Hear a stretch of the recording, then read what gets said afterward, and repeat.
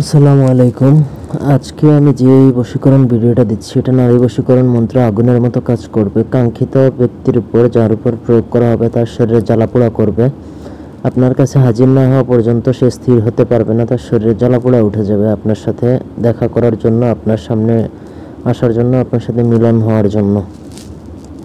অন্যভাবে এটা প্রয়োগ করবেন না, কারণ এটা যার উপর প্রয়োগ করবেন তার কিন্তু খুবই জ্বালাপোড়া করবে। দূরে যদি হয় তাহলে সে যতক্ষণ না আপনাকে দেখতে পাবে ততক্ষণ পর্যন্ত তার শরীরে জ্বালাপোড়া বন্ধ হবে না। খুবই ডেয়ারিং একটা বিদ্যা, অন্যভাবে প্রয়োগ করা সম্পূর্ণরূপে নিষিদ্ধ। পুরো ভিডিওটা না টেনে শেষ পর্যন্ত দেখবেন। আমার চ্যানেলটা সাবস্ক্রাইব করবেন, লাইক কমেন্ট শেয়ার করবেন।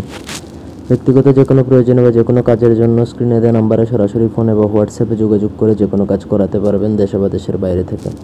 একটা মন্ত্র আছে ভয়ঙ্কর লেভেলের শক্তিশালী। মন্ত্রটা হচ্ছে সুরমা কপাট আহাতবান হুঙ্কার দিয়ে দিলাম টান আহাদ আল্লাহ ফলনার বেটি। ফলনার জায়গায় নাম ফলনার বেটি ফলনার, ফলনার জায়গায় মায়ের নাম হবে, আর দ্বিতীয় ফলনার জায়গায় হবে মেয়ের নাম বা যাকে আনবেন তার নাম। পঞ্চাত্মা পঞ্চপ্রাণ আমার সঙ্গে আনিয়া মিলা, দোহে আল্লাহর দোহে আল্লাহর দোহে আল্লাহর। এটা খুবই খারাপ একটা মন্ত্র। অন্যভাবে এটা প্রয়োগ করলে কিন্তু নিজের ক্ষতি হবে। শনিবার দিন ঘুম থেকে উঠবেন, আগে গরুচণ্ডালি দিয়ে আগে সিদ্ধ করে নিতে হবে। সিদ্ধ না হলে কাজ করবে না। গরুচণ্ডালির জন্য আমার সাথে যোগাযোগ করবেন। গুরুচণ্ডালি আপনার হাদিয়া প্রদান করে সিদ্ধ করে নিতে হবে। আপনার গুরু থাকলে আপনি তার থেকেও সিদ্ধ করে নিতে পারবেন, কোনো অসুবিধা নেই।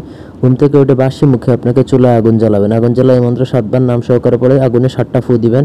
শেষ তৎক্ষণাৎ কিন্তু তার শরীরে জ্বালাপোড়া শুরু হয়ে যাবে।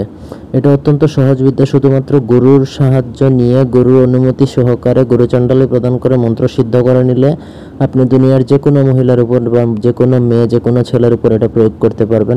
আপনি এবং শতভাগ 100% এটা হবেই। ধন্যবাদ।